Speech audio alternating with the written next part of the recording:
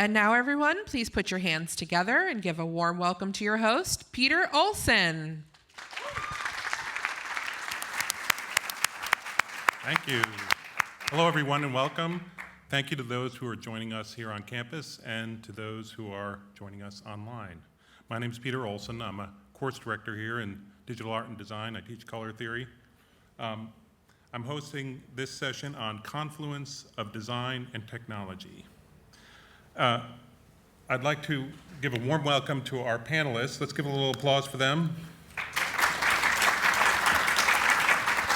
We have just to my left here, Kim Alpert, Director of Creative Technology, founder of Make Amazing, and a 2013 Hall of Fame inductee. Woo.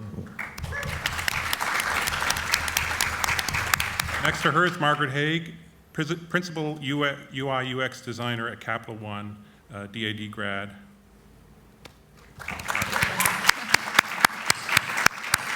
And last but not least, Kevin Yang, Visual Designer at DigitalOcean and DAD grad. All right, our carefully chosen panelists all have direct experience with the confluence of design and technology. So I wanted to start off the questions with one that's sort of a little more general about your career and I'm going to ask you, Kevin, first to answer.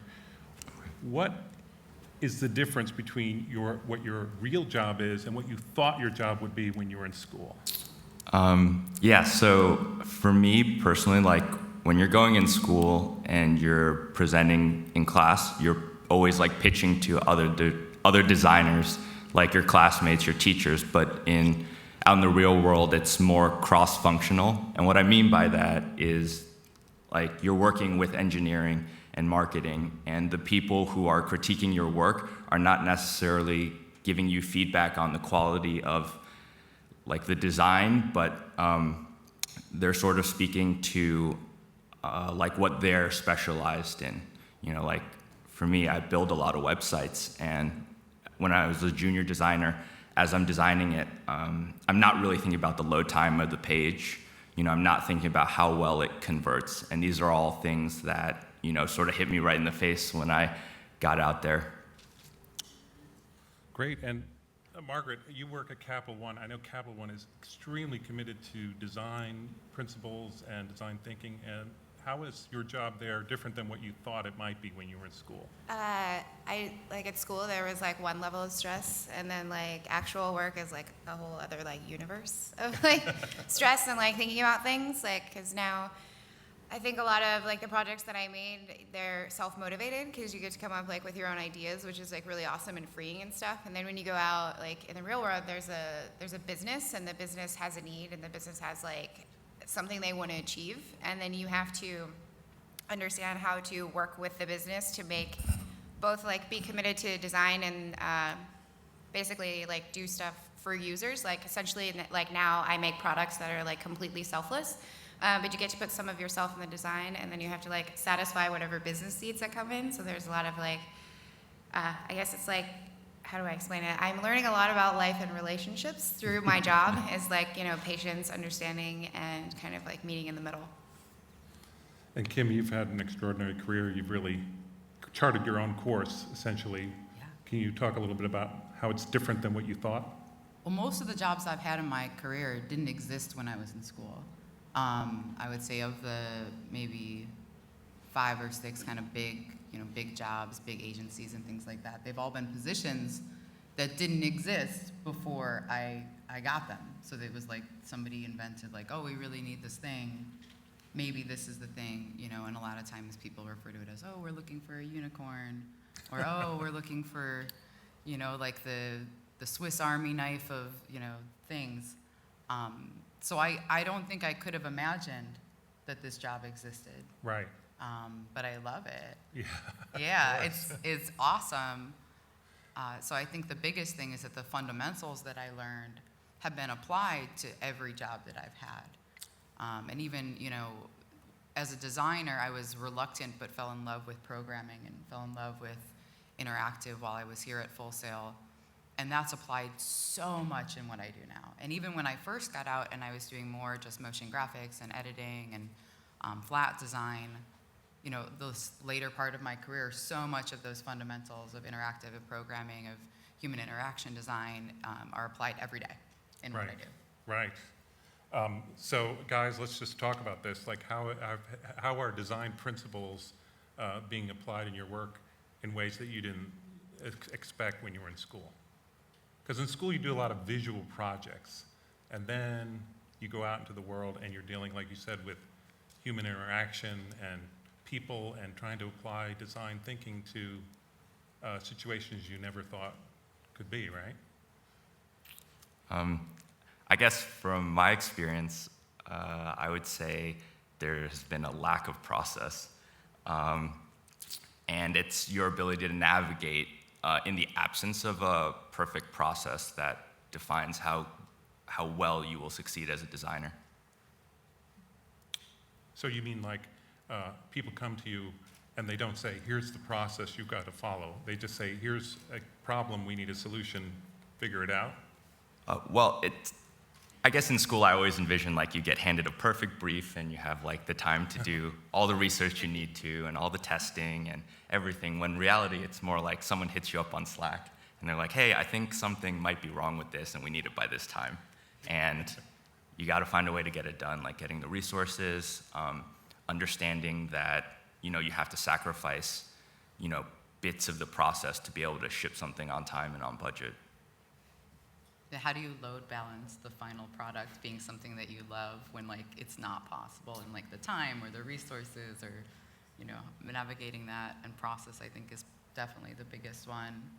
A lot of the bigger pitches and bigger programs I've worked on, be it an experiential tour that's going to have online and offline content that are married together, or virtual reality pieces, there's no set like this is how you tee up a pitch to do a thing that's never been done. Like the fact that it's never been done means there's no path for you. And even when it comes to different interactive projects, the brand is different, the needs are different, the narrative is different, the content is different. So how you're going to plan and prep that project is going to be way different. And there's a client. There's someone who has literally no technical or aesthetic background whatsoever, who is wildly invested in the end result of what you're doing that you have to communicate to. So that's also like something to navigate and to think about, and how you design the materials to prepare to get approval on the actual thing is as important and difficult as the actual process of designing the end result thing. Right. At least in my world, a lot. I would probably say, to add to that, your expertise or practice in storytelling is really like an amazing skill to have when you're trying to like explain to people who don't understand. It's like when you explain to other designers, they just like get it and they know and they can give you advice on stuff. But when you're explaining to like business partners and clients and you're trying to say like, oh, I just came up with this and this is the solution to our problem, like it doesn't work that way. And I've realized that very fast, like getting out there and being like, oh, I made this thing. And they're like, okay, why did you make it? Like, so basically you have to like, this was our problem in the beginning. You have to like kind of form everything for them, give them like a brief of like what your problem was, and then walk them through, okay, we tried this approach, we tried this approach, and we tried this approach. And of those three, like we came up with this one, and we're handing you this, and this is our recommended solution. And then you kind of have a discussion around that, and then it will go around this like circle of let's start here, and then let's talk about it a million times, rip it apart, come around, and be like, oh, you know what, this is a great solution. So sometimes you just like storytelling, patience, all those things play a big part. Cool. So Capital One, I think of them as a financial services company, but they're very committed to design. Do you find that is the culture there more facilitating to creativity? And yeah, I mean, I think along with I came in at the start of we want our design team to be completely internal. So I came along at the beginning of that, and it's been an insane experience to watch that grow over the past like 2 years. We went from like some designers in a bunch of places to I couldn't say like a specific number, but I would say it's almost like 300 across the US and in Canada and in the UK. So it's been really awesome. Like the culture is pretty amazing. I work with designers every single day. I'm around them. They're on like when I first started, we were all together, which was like a sea of like 80 designers on one floor, which was like insane. We have like the whole open floor plan, that whole like I mean, we could argue if that's a good thing or a bad thing, but like for productivity anyway, but it's awesome. Like the energy to be around so many other designers is really exciting. It's like the vibe you get when you're in school, which is something I really, really enjoy.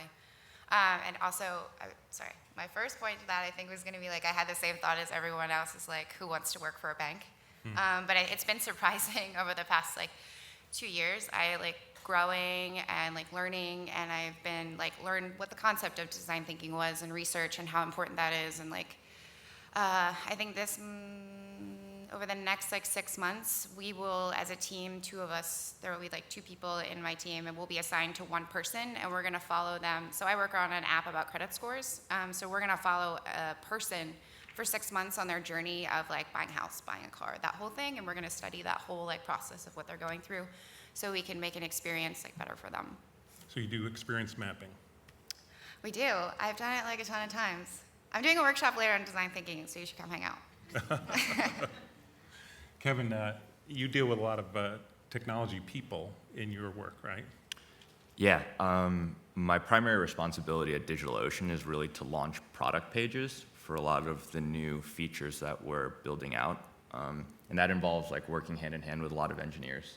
I'm not the best, coder or engineer. There's a big difference between hacking something together and writing production level code. But I think an important skill to have, and something that I didn't really have coming out of school that is really important, is you have to be able to communicate with your developers. You have to, because they're gonna critique your design from an engineering perspective, and so you're never gonna win them over by telling them how great, your white space is. You're gonna win them over by telling them how maintainable, you designed a website in a very maintainable way, something that they can, tweak easily, something that doesn't take long to load. Those are the compromises you have to make, and you can only make those compromises if you're educated about, their craft as well. So I think working with engineers has been really, really frustrating at times. It's, I don't know if any of you have Googled your way and found your way to a site called Stack Overflow, but I find myself there a lot, and it's a challenge. It's a challenge. It's something that I'm learning more about every day. And Kim, you've kind of made your career out of applying design thinking to technology problems and technology solutions. Can you talk a little bit about the kinds of products you work on and things you do? I think so. It's hard. A lot of the stuff that I work on right now is very like future casting. So there's a good amount of it that I can't be that specific about. But my position now as the director of creative technology, I work with mostly engineers and a few designers, which has been really rewarding. So in the past few years, I've had direct exposure working with mechanical engineers and electrical engineers through doing permanent installations and that in physical spaces, which is a really different, coming from like doing almost everything in virtual space or doing things in the event space where you can like kind of get away on like the seat of your pants. A permanent physical installation has to really, it's like an arcade, like people are gonna like punch the screen the second you leave. 14-year-old boys are gonna be like power jamming every button. So it's been really rewarding, and I think Kevin really hit the nail on the head, where you have to know how to speak to these people who are really, really talented, but in this whole other universe. And I think particularly, I have I'm like a hobbyist electrician, I guess. Like I solder together weirdo stuff, but I know like just enough to be able to be like, we could maybe try this. But having the patience and the excitement, I think, so that they really know how much I care and appreciate and value what they do, because they, similar to us in a lot of ways, and even more so, are so deep behind the scenes. Like there aren't award shows where like the electrical engineer that invented the thing, thank you, come and get this trophy. Like no one's watching that on NBC. Right. No one will. But it's really important because it like doesn't kill people, and it doesn't, yeah, like that's the kind of stuff that's really important. And for physical spaces, we have to be really inclusive, and we have to also run through compliance. And there's a lot of disability compliance, and there's a lot of things that aren't necessarily forced compliance that I'm particularly interested in right now, which is designing for like aging populations and designing for people who have limited mobility or difficulty. And those kinds of things open up a whole volume of new problems, that you have to start designing around, and it's exciting. So getting those people on board for what are your, things that are important for you has been really, really huge for me. I don't know if I actually answered your question. It was good, though. I think so. Yeah, but then I realized I didn't, but that's okay. Well, it's what I'm hearing you say. It sounds like empathy is an important skill to have, and it's one I think we try to develop here, because as a designer, you're always working on things for other people. It's not your own art; it's for a purpose. Do you find that empathy is like really important in your work environment? I mean, yes, hugely. I just saw a talk, and I feel horrible. I can't remember her name, and I want to get out my phone and Google it. This brilliant woman who is an industrial designer who has specialized in designing for aging populations. And she, I think in the late 70s, wore an old lady suit around New York City with limited mobility in her arms, and experienced life as an older woman to really understand and be able to better empathize with these different industrial design, objects just around your everyday life, getting on the train, making bread, getting bread to make a sandwich, and using kitchen devices. And she invented a bunch of stuff for that population, and has really focused her career on it. And it was incredibly inspiring. It pushed me to focus more on that population, because the more we're walking around on our phones or sitting at computers, we're going to have such a volume of mobility problems when we get older that we don't even know. We're all going to have weird mobile necks. So if I don't start thinking about those things now, and getting other young people like you to think about them now, I want them for me. And it's a little selfish, which isn't empathy, but to do it for others now, I think is really important as well. I did a bunch of stuff online really early on in my career in 2005 that was early-ish, that was for limited vision. And I didn't understand how people who were legally blind used the internet. And it was a really eye-opening experience to go and be with these folks and see how they bring up the pages, and see how the magnification works, and see how they have to be able to get, and fonts are much different online now, thank God. But at this time, you had to use really specific fonts and be able to programmatically make them enlarge. And it was a really big thing for people with low or no vision to be able to use the internet. And some had these Braille machines that came up, and it was really incredible. Because there's just this assumption that I think I have, and that I think lots of people have, where you're just oh, you can't see so well, sucks for you. Yeah. But it's huge. And you think about what would your life be like without the internet? I've outsourced 98% of my memory to my smartphone. Yes. That's just, I don't remember anything anymore. Yeah, and I think there's something that people feel lately, that sometimes technology doesn't seem like our friend, but because it makes life more complicated, sometimes it's more difficult. You're constantly having to learn new programs and all that. But then you hear something like that, it's hey, technology could be bent into being really useful for people, especially people that are different than us. And we decide, right? Right? And then you watch Black Mirror. Yeah, for sure. And then you want to throw your phone into the ocean. Should I start liking you guys? Rating Yeah. you? Likes. I was going to talk about that as well. That's something I super do every day in my job, is the screen reader thing. I have to understand how this is going to translate back to people.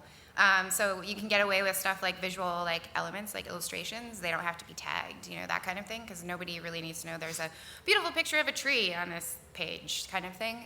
So we go through and I work with development, and then we go to accessibility testing, and we always come back and get slammed, and it'll be contrast ratio on this thing, which is super boring technical talk, but it's important because people need to even if they have limited vision, they need to be able to we have to be compliant with a contrast ratio.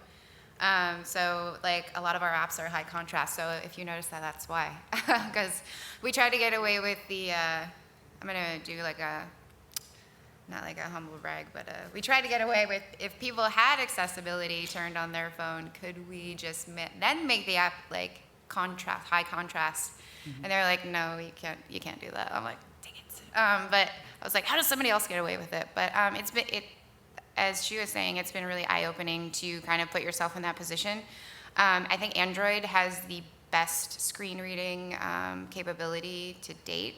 So if you have an Android, like turn it on and play with it. It's pretty cool, like the way it reads stuff back to you. But then you'll understand like how that is for the person that you're designing for.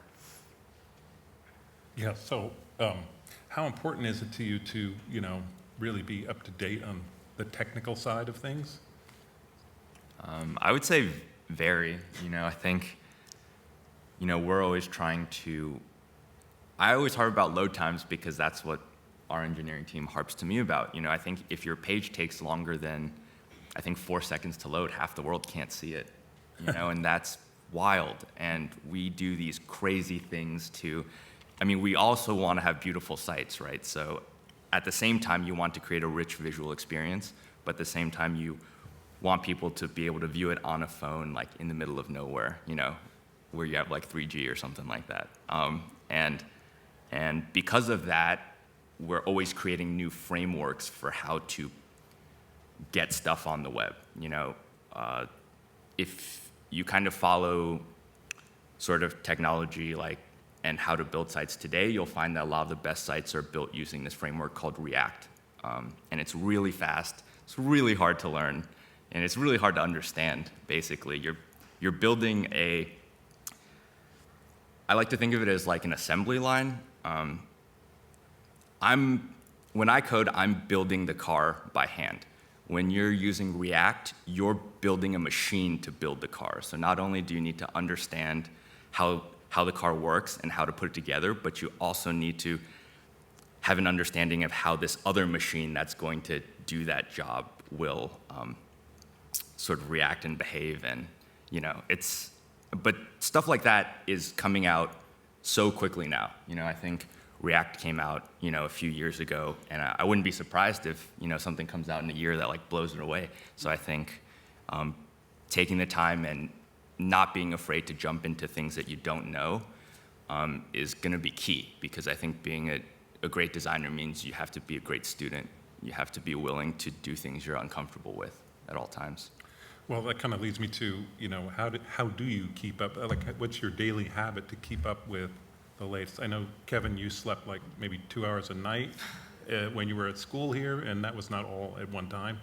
So you still burning the midnight oil? And not as much. I would say I try to get some sleep. I think it's important. But for me, it's just listening, I think, that's it. You listen to other people. You listen to what resources other people tell you to go to. Don't just brush something off because it's new and you haven't heard of it and no one's using it. I feel like all the technologies we use today started out just like that. So I would say just listen.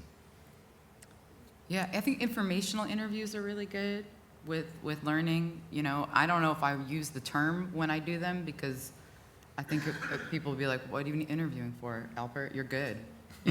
But there's a lot of folks that I know that are pretty, on like the fringe science experience designers, and they'll make a project and I'll be like, oh my God, that was amazing. How did you do this? And I'll be like, hey, can I come over? Like, let's get some lunch. Like, I gotta know. Like, I gotta see this project. And a lot of this stuff is I'm interested in, but I'm interested in it to put it in my toolbox to make solutions. So like folks that are building these high density laser tracking grids so that they can do more reactive stuff in the street and be able to have their interactive experiences, be able to see many, many people, sometimes upwards of 40 or 50 or 60 people, and in broad daylight and things like that, which for doing outdoor installations is really difficult. A lot of that stuff I've learned from other folks that I've gone to see, and from conferences. I'm a huge conference attendee goer. I'm going to go to 2 in the next month after I leave here. And I'll learn a bunch from folks while I'm here. I'm on a panel later today where I know I'm going to See, that's what Hall of Fame learn is. a bunch of stuff. Yeah. Yeah, because that's with like some people who are a lot smarter than me, and I don't know why. I'm on it. But it'll be, that's it. I think you have to just be outspoken about what you're interested in and let that path just kind of guide you, and you'll find it. Mm-hmm. I subscribe, and I have a friend who's like super big on. He's like, probably you would love him. Yeah. Yeah, he's like super into technology, understands like all this like development stuff, and sometimes I'm just like, I don't even know how he does it. And I am a sponge off of him.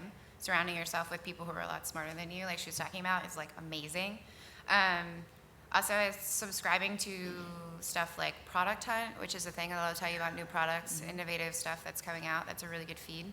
I would say, I don't even know if Feedly is a thing anymore. I don't use it. I'm subscribing to a bunch of technology things where you get like little updates, like about stuff that might interest you is cool. I think Product Hunt is my favorite. They have a new desktop client which will like throw you a notification, which half the time I feel is really annoying. But this morning I learned that for Valentine's Day, Tinder was giving away free bucks. And I don't have Tinder, but if you have it, you get free cash today. Wow. I'm gonna add on another resource. It's actually a Facebook group. You all can join it if you want. It's called HH Design.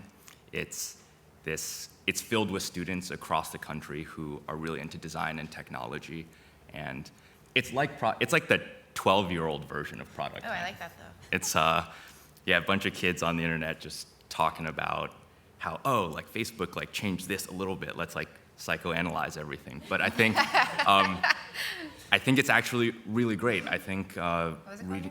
HH Design, this massive Facebook group. I actually found it maybe 3 months before I graduated Full Sail, and I think just reading those conversations opened my eyes to this whole world of product design, designing for technology. Because up until that point, I was primarily like an illustrator, like a graphic designer. So just to tap onto that a little bit, so while you're in school is a great time to make connections that will help you later on, yes? I have a really good story about that. Yeah, go ahead. Okay. Just a little bit, I know, no, I want it. No, go. Okay. Oh. Okay, I'm really excited to tell you this. I'll tell it later too. So I went to school here, I forget when. I had this app called Foursquare. Right now it's like a Yelp competitor. Back then it was just you checked into places. Now it's called Swarm. If you have it, you probably don't, because it's not cool, I don't think, anymore. So I still use it, but I was using it at the time, and you just checked in places. So I checked in once at the gym, and I stole this guy's mayorship. You can become mayor of places if you're the most person that checks in, right?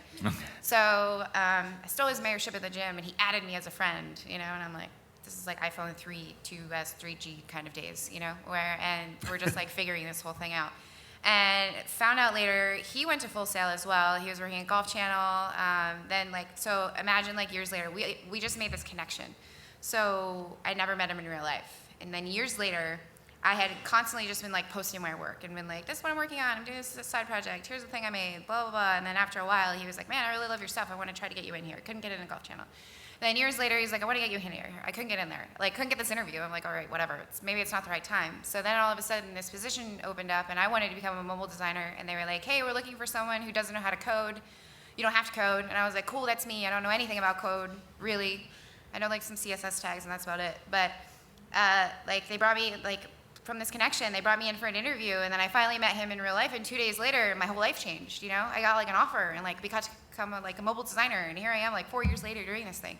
So like that connection was like super important. Like imagine if I never came here, made that, or like had that weird app, I like wouldn't be here right now.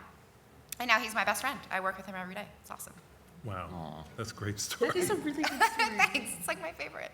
All right, who can top that? I can't top that, but I would say, yeah, like some of my best friends are from the times where we would kind of just stay up and work here in the labs. Like we would go to Dunkin' Donuts together. We would go to McDonald's together. Did they like revamp the McDonald's like out in the lot? It looks really, really nice. I kind of want. Are you getting paid? Are you guys getting paid no, for I'm these not. endorsements? No, I'm not. I Are you getting Tinder bucks? Are you getting fries? No, but I really want to What make are you chicken. getting? We might want Nothing. To know. Oh, okay. I'm really excited about the Samsung transparent screens. No, I totally agree. I think we had a graduating class of like 18 or some hilarious number like that. Back when we rode our horses to Full Sail in the olden days. And I talked to most of them, and professionally, I think we've all got these different specialties now, but they're incredible. One of the guys I graduated with is at Wayden now. He's out in like New Zealand or whatever, like doing Hobbit stuff. And we've been like texting, like, you gotta come out here. And I'm like, dude, what are you even making out there? Like, what is this? and it's just incredible. When I'm in LA, I see them, and we share links with each other online all the time. And it's amazing, this many years later, they're incredible, and they're what got me through, the time that I spent here, because it was so hard, and we were all so dedicated, and we all cared so much. And, and I've hired grads. I've hired those same folks that I went to school with, or folks that I've met coming back. And it's awesome, Even in my, non-work life, I've got a good buddy who's an audio grad, and we just were at a show and we met, and he was like, "Oh, well, I went to this place, Full Sail." I was like, "Yeah, I've heard of it." And it's awesome because you see them and you're like, this special little corner of the universe that you made this incredible bet, and you were like, "I'm gonna put it all on me and let it ride." Yeah. And they know what that feels like, because it's a really scary thing to do, because most people in your life don't understand it when you decide to do it. It's not like it's a different. regular. Yeah, it's not like I'm Yeah. going to this school and Yeah. we have a football team. This is very different. And then they see your pictures and they're like, "Are you messing around? Is that a real school?" You have a virtual football team. Yeah. It's true. I used to joke that our only team was people rolling cables. That was Yeah. the sport. It was who could roll cables the Or best. climb scaffolds, right? So when you first got out of your career, when you leave school, it's just up and up and up, right? No pitfalls, nothing goes backwards. You just all the way, straight up. No, I've been epically fired. In the later part of my career, I had an epic firing. I'll tell that story. It's not that long ago, to be honest. No, it's maybe 4 or 5 years ago. I got a job that was really great executive creative director, really stoked about it. And there was another person there who ran new business, who was more on the account side. And they had been without people in my position in creative strategy specifically, which is a really specific discipline, because you're not a strategist, you're not a numbers person, you're not a creative director, you're not a designer, but you're a creative strategist, which is all design thinking, which is all this kind of higher level stuff. So she had been without this person, and she'd been at the company for a really long time. And we were traveling, going to see clients, and schedules were really tight, and I was like, okay, this is what I'm gonna do. And she and I just kind of got into this thing that didn't really jive really well with her level of authority, and it was very tense, and she wanted to have a lot of creative oversight, and she wanted to really direct things. And she came into my office one day, and I had been asking for briefs and asking for documentation, and I had only been there a couple months or something. And she came in one day and she closed the door after we had this kind of little tiff in New York out at a client meeting, in the cab, not at the meeting. And she was like, "I think you're not really good at your job." Wow. And I was like, "Well, if you gave me the client briefs, I would actually be able to do my job." And she said, "You shouldn't need briefs to do strategy." Oh my goodness. And I said, "That's the difference between strategy and guessing." I'm aware Yeah. of what it takes to do my job. And she left in a tizzy. She didn't like how smart assery my answer was, I guess. And she left, and I went and talked to the executive creative director, and he was like, "So she doesn't want you on this account?" And I was like, "Well, I don't care about crackers." So I worked on another piece of business for a little while, and they were like, we can't afford to keep you." So I guess it wasn't really an epic firing. I just had to carry a lot of stuff out. I had really moved in. Was really excited about this job, so I moved in art and a plant. So it was the only time I've had that sad moment in Chicago, on the train with the banker's box with the plant and a framed piece of art getting on the train But yeah, and it hurt for a second. And actually, it was funny because it hurt, and I was really kind of bummed out that it went that way, and the ECD and I became kind of buds through it. And shortly after that, I got the call about Hall of Fame. Wow. And it was really funny, and I actually had a really heartfelt chat with them. Because at first, when I thought they were going to take my degree away. I didn't know there was a Hall of Fame. I swear to God. Hand to God, I got an email Gary Jones needs to talk to you, and I was like, oh no. You're in trouble. My first thought was I filled out the paperwork wrong. God, oh my God.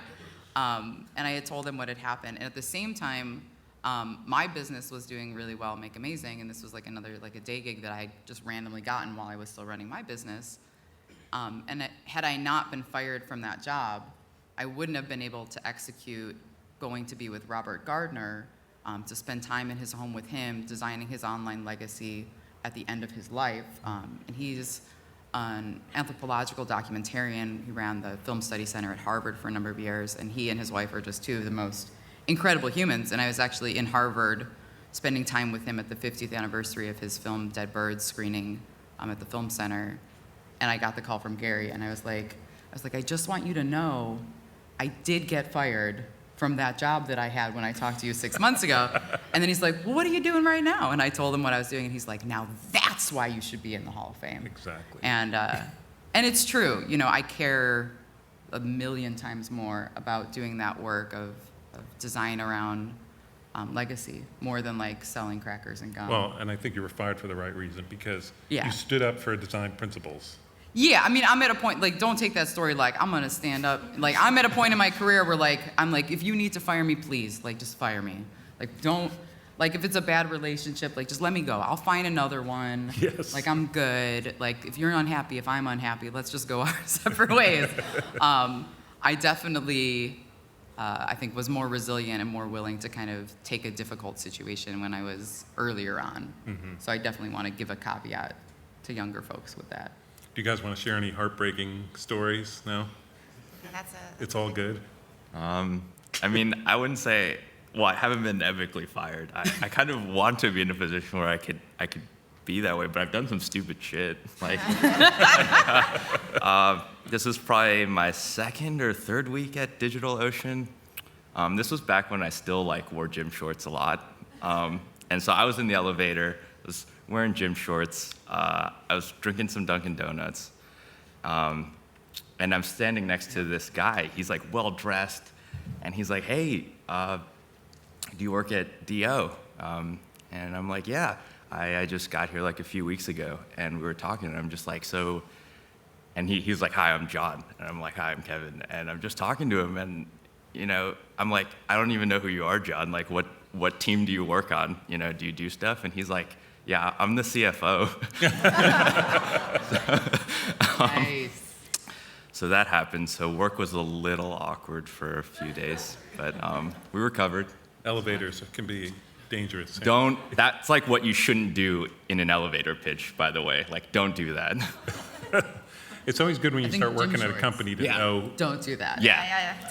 Like that's But they're so comfy. that's for home time. I know. Find a fancier pair that are just as comfy. So, you know, I also have hired full sale people when I was creative director, and one of the things I would say is what got them in the door was technology, but what keeps them is design thinking, right? Do you find that to be the case? A little technological edge gets you, the interview gets you in the door, and then, Well, yeah, it's a tech school. right. I think a few of us were talking about this last night or the night before. You know, there's such an odd balance with design because this isn't an art school. This is a tech school. And at an art school, they're going to teach you art, but they're also teaching you the tech because they're teaching you like the technique of doing art, but they're going to teach you more of the history of design, the principles of design, and more of that rigor. And there's more of that now here than ever. But it really is an incredible tech school. So you're going to have this leg up on everyone because you're going to know how to use everything That's that true. is available. Yeah, like to like an incredible degree. So really investing when you have extra time to those, they're like not really soft skills, but they're like design thinking skills. You know, like had somebody sat me down when I was here and they were like, listen, we want you to just spend the next 20 days of your life looking at all of Vignelli's work and understanding everything about everything he's ever done. I would have been a much different person for it. And there's a lot of nuance there. You know, it's like, you know, they say like in the orchestra, the players play their instruments. I don't remember whose expression this is. So like you guys are getting trained to be like the player playing the instruments, but the conductor plays the orchestra. Right. And that's this like very nuanced thing that like is very difficult to qualify, and you don't get it at an art school and you don't get it at a technical school. It's somewhere, it lives somewhere in this interesting area in the middle that you kind of have to forge and find on your own because it's kind of like in you, you know? Yeah, I think, you know, that's like the one thing that I really wish all students could sort of see is that yes, you're going to learn technology. Yes, you're going to learn techniques. Those things will change. But the way your mind works and the way you think is what's going to sustain you through your career. Yeah. Do you guys have any like weird aha moments when you guys were students? Maybe not as a student, but I guess like a few months coming out of school. When I went here, I was always under the impression that, you know, if you make some dope stuff, it's gonna be fine. And I've learned that great work absolutely does not sell itself. You have to be able to frame your work in such a way that, you know, people will, you know, buy into it. You know, I think Margaret was talking about, you know, storytelling and all that is absolutely really important to getting things done in the real world. So that would probably be my biggest aha moment. No? Yeah? I need more. I feel like I need an example, another example. Well, I had a dream when I was a student that I will never forget having. And I think about it a lot because I know that people who are bilingual or trilingual, that they know they've become fluent when they dream in the other language. And I was taking Steve Van Zandt's interactive class, and we were like totally like oil and water. Like the two of us are not very similar people, but we've become really good friends, and I have a tremendous amount of admiration for him. Because the way he taught just made sense for me as a programmer, and I had a dream in code. And I was like, I swear to God, I know it sounds so weird. I know how weird it sounds, but it wasn't like the Matrix. Like it wasn't like, that's not what it looked like. But I was building this project, so I decided that my final project was going to be a virtual version of his classroom. So I had like taken photos of him and created like a little miniature classroom, and you were trying to finish your project before you fell asleep. Like it was this extremely meta, like ridiculous, sarcastic project, which all my projects were. But I was like really certain that I had to build it, but I didn't know how I was going to create the math to be able to have you actually do your project and also be falling asleep, and also set these like random audio recordings of him, so he would like randomly say things to you and like distract you.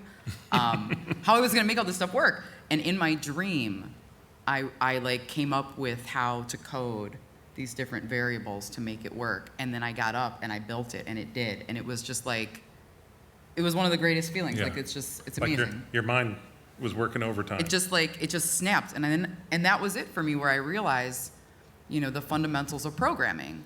And if you understand fundamentals of programming and how those things work, even though I don't know a lot of languages, I can communicate with any programmer about any language, about anything that they need to do, and help them come up with how to do it, even if I don't know the language, because I understand the fundamentals of how we can stack different things up and be able to get to there together. I think that's key, is to know just enough to be able to direct others through the collaborate with process. others. Right, collaborate. Yeah, absolutely. Was a better example. Equally weird. I don't know if I have any aha moments. I was a horrible designer. I wasn't very good at all. I didn't touch Photoshop for years before I came here. And I was just like really bad, and I cried a lot because I was like, man, this guy's so good, I'm not good at all, you know? And like, I just was like trying really hard, and I worked really hard, and I had these crappy jobs where I even like worked at a newspaper, and I put like real estate ads together in like really tiny little boxes. And This then is I, like, before you stacked came them. to school? No, it was after school. After school. Like I'm telling you, like I was like the bottom of the barrel. But I like worked really hard. And after I went home from work, I was like, what's this guy doing? How do I imitate that? What's this guy doing? How do I imitate that? Sorry, girl or guy.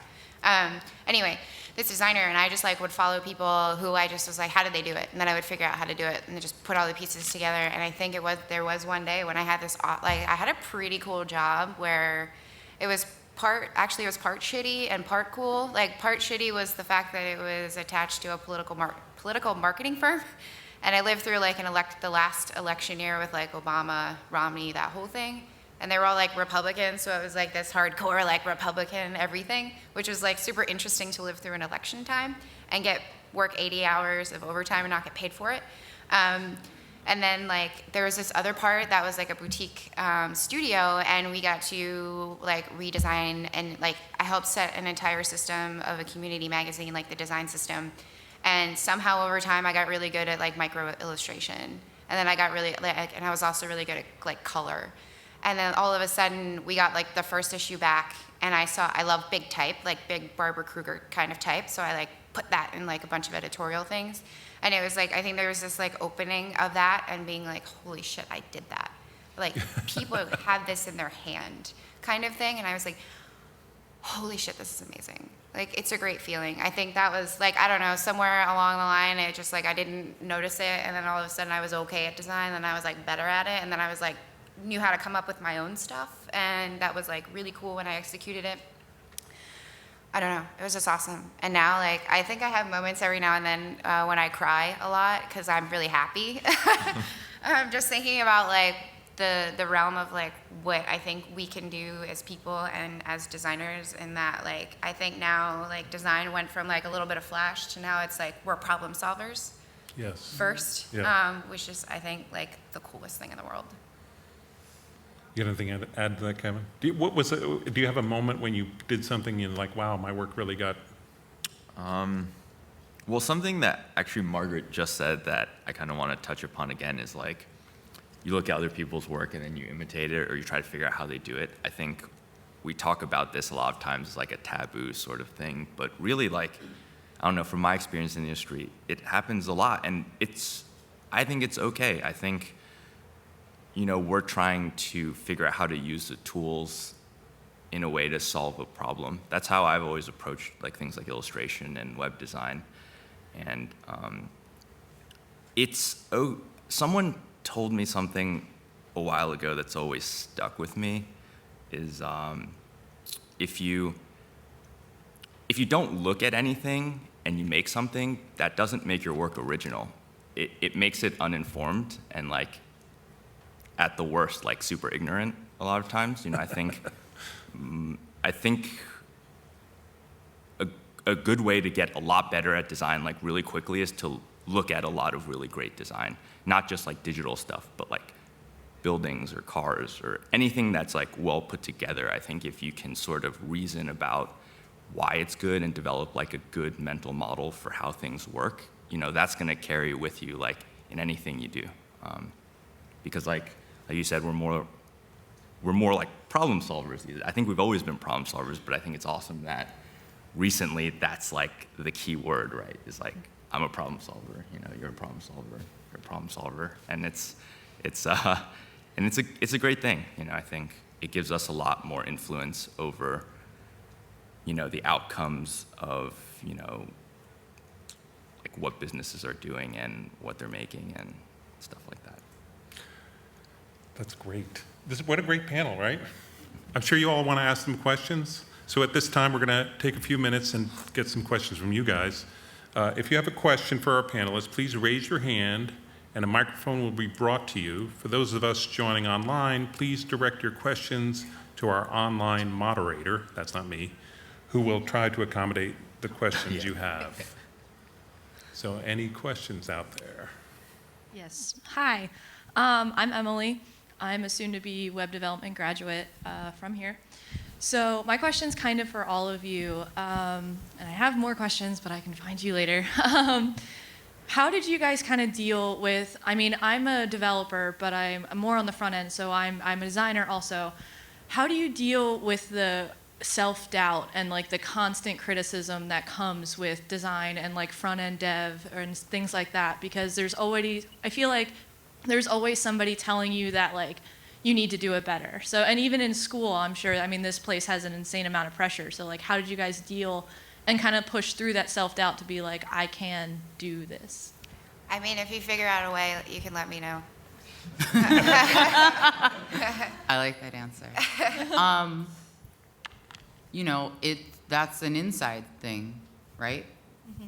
Like, there's nobody every day. You don't wake up to somebody and they're like next to you, like, you're not going to do good today. You know what I mean? And if you are, get them out of the house. You tell that person to get out of your house. It's funny. A lot of that stuff is really inside. And there's a really spiritual component to being a creative in any facet, in any medium. And breaking through that barrier is the thing that's going to allow you to be happy, to be successful, and to have a whole lot of fun. Yeah. So, spend the time, whether it's meditation, whether it's playing video games, whatever it is that feeds that other part of your soul that's going to let you be stronger in that part of your life, invest in that other stuff. It doesn't have to be doing more of that thing to feed back into that thing. You know what I mean? Like, a lot of times if my day job stuff is like kind of eating away at my soul a little bit, I do more of like my weirdo arty stuff that like feeds into it. And nobody's going to give you permission but yourself. It's a really, art is a really competitive, creative thing, which is counterintuitive to it being art. So don't expect anyone to open a door for you or to hold space for you or to give you permission. You just need to decide, like, wake up tomorrow and just be like, I'm going to be a badass. and then you will. That's actually, there's a book that's like How to Be a Badass or something like that. It's a really cute book that came out pretty recently. And it's all about that. Like, just like, not, like, we don't have a lot of time. So you spend your time, like, this is it. You know what I mean? Like, we got a couple, 2-3 moments left, and then we're all just back to being dust. So, you can spend your time worrying about it, being unsure, or just going and then failing if you do, and then doing it again. It's really not a problem. I give you permission. So, Thank you. Yeah, go get it. Yeah.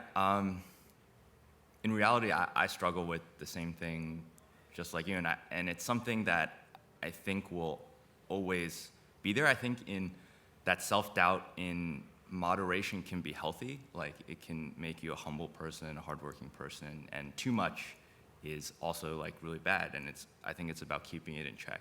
I think it's hard in the creative industry not to compare yourself, your work, the outcomes that you've driven to that of others.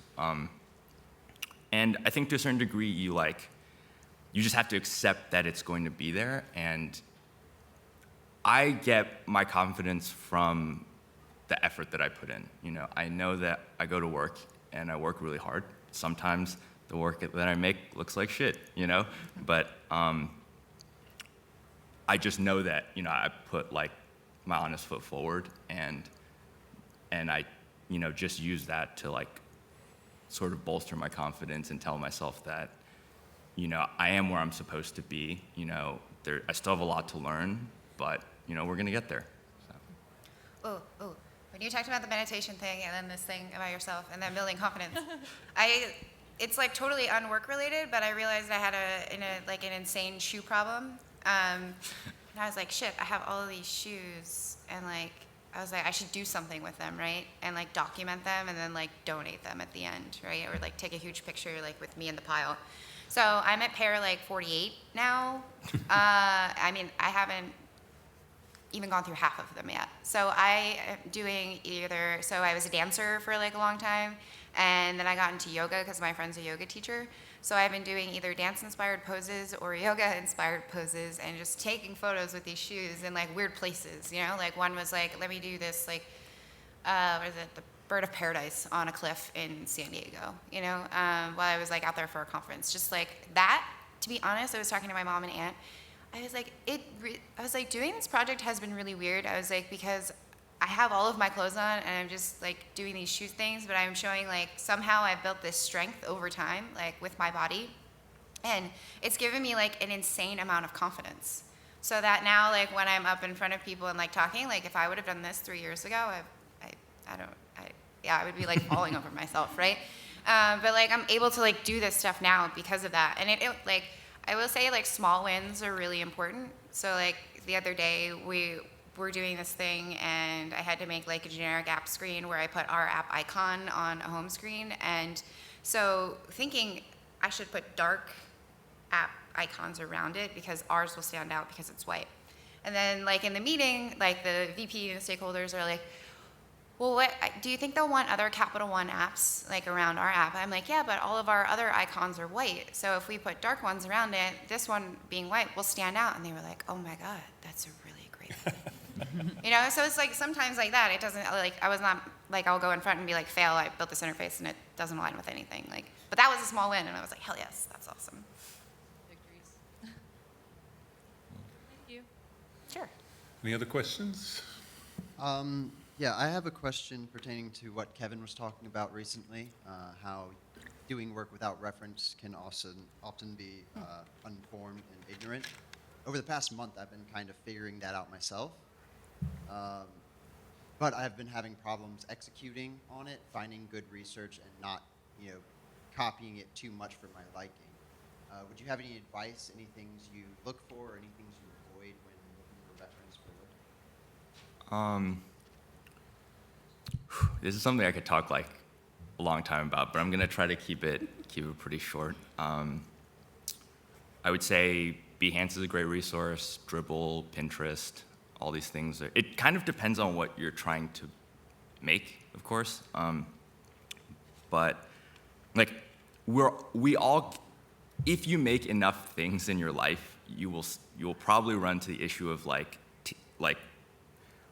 maybe using references too closely. I mean, it's something that I've been called out on before, and thankfully, the people that did call me out, they took it, like, they pulled me aside and they sort of explained like how they were feeling, and they showed me, where that line is, right? There's this weird line where this is like the reference work, and then like where does the reference end and where do you begin, right? And I would say that by and large, people generally know where that, like, most people are pretty well-intentioned people. I think most people aren't just ripping work straight from the internet. It's a lot of times it's more of it just happens, because you're looking at stuff, you're influenced by stuff all the time, and I would say don't be afraid of that too much. I think, I've had a few instances where, maybe someone has like riffed off of my work a little bit too closely, but every single time I've always like took it as like a moment where I could like teach somebody and like help them figure out what they wanted to do and express themselves like in their own way. And I think a majority of the people in our field are like that. So I think that fear that you have, like, try to not let it hinder yourself. Like, use your best judgment, and then if that happens, hopefully, the other person's gonna be not cool, but like understanding, because chances are they've been in the exact same position you are. If you're worried about it, do a mashup. You know what I mean? Like, just be like, oh, I'm gonna do this like really sweet Bauhaus poster for Star Wars. You know what I mean? And like make it two things that are so absolutely never in the same place that it becomes a really great way to both execute as well as show your ability to apply at the same time. Because I definitely remember being a student, like not really understanding, I think, where that line was, and there were definitely a lot of folks. Ironically, one of the guys that I graduated with, I remember his reel, and I remember being like, dude, are you sure you want to have all these Comedy Central bumpers in your reel? Like, you didn't work for Comedy Central. And they looked like so good, you would think that they were real. And he's like, no, like, I'll explain it, this and that. And I didn't understand. And then like 3 years later, he was building actual Comedy Central bumpers because he was really, really good. And he knew that he was trying to convey these like really specific things. So yeah, you'll navigate it, ask people, be honest about it. There's really no harm. I've heard some of like the biggest designers in the world in like the back room at like a conference being like, oh yeah, I'm gonna ape this thing. Like it's the same conversations that you're having with your friends. They're having it just in like another game on another like level board somewhere else.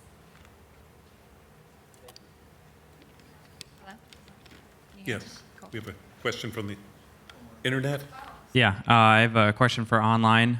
Anthony, an instructional design major. I guess he's asking the panel, any good techniques to deal with creative/writer's block? Go outside. Yeah, for sure. Put it down. Go outside. I recently, in like maybe the last couple years, maybe the last like 2 years, I've accepted the fact that I am like a really like the sensei of procrastinators. I'm an epic procrastinator, which because I do a lot of stuff and I'm like a multidisciplinary person, like is kind of good because I procrastinate with other projects about the actual projects that are due, which is one of the reasons I can do so many different things. But I used to get like really upset. So if I had something that was like due in 24 hours, I would be like really hard on myself for like 18 hours about how I was procrastinating, getting all these other things that needed to get done. And then I would like crush for those last few hours and it would be great. And like, that was it. So I had to kind of accept that like, that's my process. Like, and now instead of beating myself up for those 18 hours, I just tell myself like, we're gonna do other stuff for a little while. Because I'm blocked. Like, that's just how I work. I need that pressure. I need that fire. I need that adrenaline. And a lot of times, you know, I force myself to go outside. I go to a ton of concerts. I am addicted to buying tickets. I go see an incredible amount of live music, particularly improvised music, because it's strange and you have to kind of follow it and it has its own language. And it, you know, I always say you know that I went to a good show if afterwards I say, ooh, I did a lot of very productive thinking. Because it's true, and I'll be like in the back like with my little field notes, like making ideas and stuff. But figure out what works for you. You know, there's a thing called the library, which people forget still exists, and they've done some really incredible stuff, making them more multimedia, more accessible, full of like really rad, interesting stuff. In Chicago, we have like a really kick-ass maker space in our library downtown. You can like go and make stuff. But that's probably the biggest thing for Block to me, is just to like go and do an activity, go see a lecture, get weird, cook something really difficult, even if it tastes not good. Same. I'm lucky to live like near the nation's capital, which means I have like an insane amount of art and inspiration available to me at like the drop of a hat. My favorite thing to do is to be a tourist in my own city. So I literally like forget what I've seen and then I go back 6 months later and get to see it all over again, which is pretty cool. The museum is pretty cool. They do a lot of interactive like VR now. I used to work with like the head, so the guy that works there is the head of VR now. He used to work at this other company I worked for. So they're really doing this like cool thing about bringing like news stories like kind of into your face where you can feel like you live them, which is like a pretty cool experience. I'm sure you guys, you're here, you have art like all around you. You got your friends. You can like hang out and do stuff. Go to the beach. Yeah. That's like the best. Take a break. There's no pushing. I feel like there's no pushing through it. And then you try even harder and it's like super frustrating because like for the next 2 hours you've just like failed. So I drink a lot of water, so I get up from my desk like every 20 minutes, which is awesome. It's like a really, like I get a break every, 3 breaks an hour, which is great. Yeah, I guess you can't push through it. I'm currently trying to push through it, and it's hard. I mean, I haven't made anything that I've truly liked, I think, since October 17th of last year. I think that was the last time. How do you have a date? Because I remember. I was like, oh, Awesome. I made this is great, and then my life just looked That was went it. off. That was a peak, you know, Wow. October. I don't know, like I keep thinking I can push through it, but yeah, maybe I should just go outside. Yeah. You're here. Yeah. So this is Yeah. it. So like this is the time of year for me where like all of my I get kind of like backed up leading up to this time of year because I go on like a really long trip typically at this time, and it's incredibly inspiring. But I want to come back to that question because I know a lot of our internet students don't have necessarily a lot of big city resources and museums. Some of them may not be able to go out. Some of them are in service right now and they have restrictions on their ability to go out. You know, and the virtual world and the online world and the community is so rich. And you know, you've got your other students and your peers, but there's a lot of stuff that you can do, whether it's Skype or Google Hangouts or just like live chat or Facebook Live or whatever flavor of like communication works for you. Get involved in that stuff. You know, if you're into D&D, there are online D&D games for you, like all the time. Like there is a dungeon master ready for you. But whatever it is, like I'm really into live visuals, you know, and that's a big part of my life. And there's a whole society of people that play like 1960s psychedelic oils and stuff. Like whatever your niche thing is that you're into, you can find those people and start a dialogue and communicate with them and just kind of move into some other projects. So don't hesitate. And you're a student here. Like there's so many resources for you to get more involved and find other folks. Now I'm gonna go. feel like I should walk around the room and ask everybody about their like problem teenager with this microphone. But, so I'm Jess. I'm a media communications student, and my question is kind of for all of you. In regards to like your specific disciplines and the roles within those disciplines, do you see any like lacking or things that you wish people came and they were like knew already, or do you feel like, I don't know, maybe just like certain things like empathy, do you feel like that's lacking in people who you work with and you'd like to see things like that from them? Or For me, the obvious answer is I wish I was a better writer. I'm still a pretty awful writer, but a big part of my job is to verbalize or to somehow communicate my process. And I see a lot of students coming out these days writing actually some like really killer medium.com articles. And a lot of them use that as their like design thinking portfolio. So if you're a great writer, you know, or if you're someone like me who is not as good, that's something I wish I was like really good at. Margaret, you have experience as a writer, don't you? Yeah. I went to a school with a football team. At first, School. yeah. I went to Penn State, got a degree in journalism, minored in American Studies, which I think is just the easiest I could get because I had to have a minor, and I only need to take one class. So it was cool. And then I hated it. I was good at it. That's the problem. I was like born with a gift to be a writer, and I was good at it, and it was bored the hell out of me, and I hated it for the whole 2.5 years I worked in it. And I was feeling like unsatisfied, and I worked at a student loan company, and I actually found Full Sail from working at that student loan company. I'd never heard of it, and then came here. My whole life changed from being here. I feel like, I don't know what the question is. It's like, The question is, well, like she had like this question, and then like he answered it in a different way, and I was like, do I need to say something like I'm not good at? But well, I think what she's looking for is when people coming right out of school, I wish people coming right out of school had this. oh, right? see, that's interesting because you are all different. You are all different in different ways, and you are all strong in different things. And I think so. I'm involved at work we have this like design development program. We have it for tech. We have it for a few other things. And we take you through the ringer, and we take you through like a 5-hour interview process, and it's the worst. I mean, I've been through it for 8 hours, and it's exhausting. So we kind of take you through a thing called like a design challenge. So it's like basically we give you a problem, and then we try to see how you whiteboard and execute that. I'm not a part of that. There's like a behavioral interview where you come out and you answer like a really like tough questions and stuff. But I do the job fit interviews, which are more fun because we get to like hang out and laugh. But I would say that ambition and like hard work, and you're a good communicator, those are like, we can literally teach you anything. We can teach you how to do it. That's okay. You are not going to come out of here and know everything.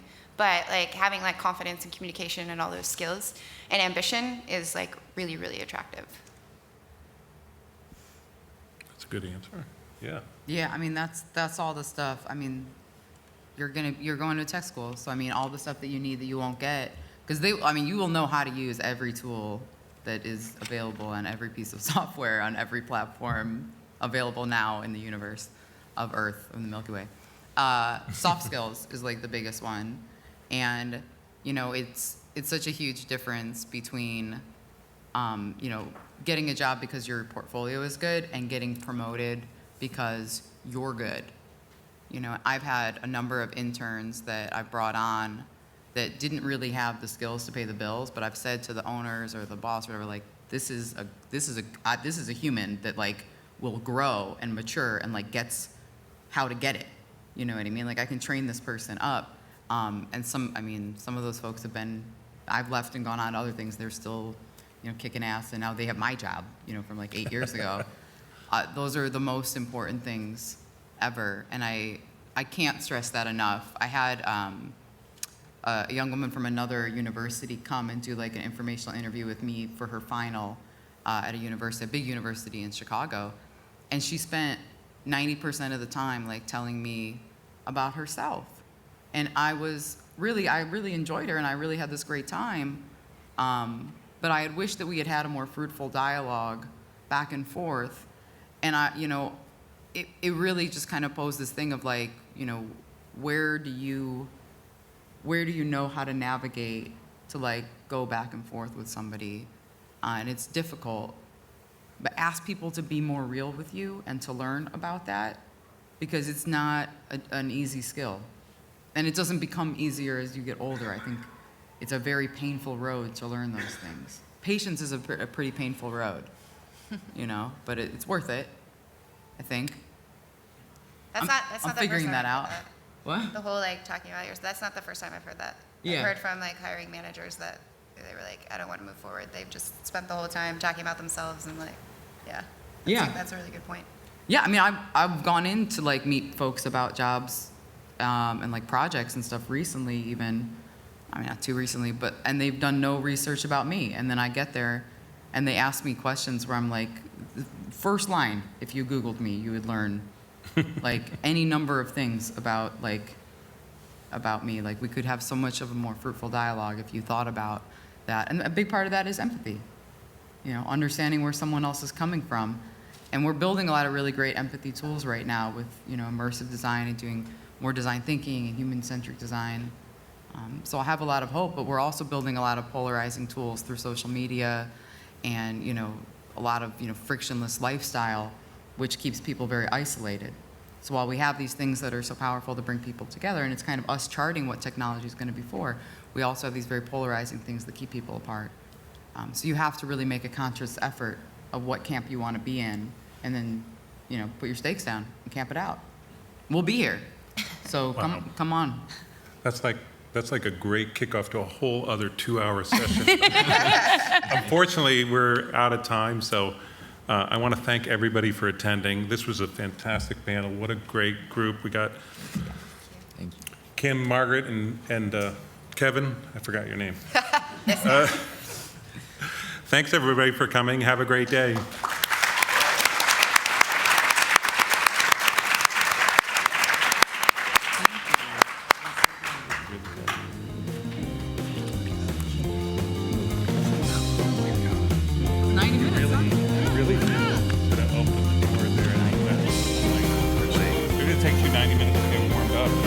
This is so early for me. Like, this is so... And they kind of, like, come on. I don't... Hot Mike!